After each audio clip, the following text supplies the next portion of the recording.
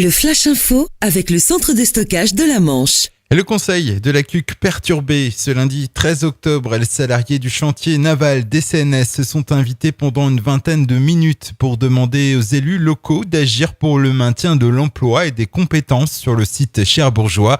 Le syndicat s'inquiète particulièrement pour l'avenir de la production, estimant que de 1400 en 2004, les ouvriers ne sont plus que 700 en 2014. Une situation due notamment au recours à la sous-traitance, mais aussi au non-remplacement des départs à la retraite. Un délit massif de travail dissimulé sur le chantier EPR du réacteur nucléaire de Flamanville sera jugé devant le tribunal correctionnel de Cherbourg à partir d'aujourd'hui.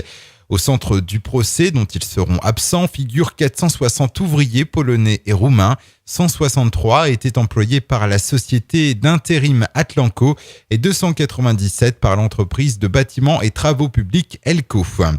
Cette semaine sera marquée par d'intenses contrôles routiers sur la communauté urbaine de Cherbourg. En effet, le commissariat bénéficie du renfort de 12 motards CRS.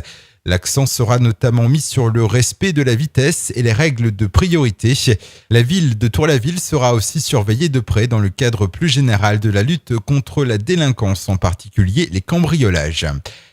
L'automne est bien là, la pluie avec les routes manchoises sont glissantes. Hier matin, une collision entre un poids lourd et 4 voitures s'est produite sur l'A84 à hauteur de Pont-Farcy dans le sens Rennes-Caen.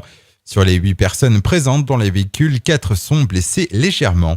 Et puis, passerelle des Éléis, cette fois c'est bien parti. Hier, Port Normand Associé a attribué officiellement le marché de construction de cette passerelle qui enjambera le bassin du commerce à Cherbourg.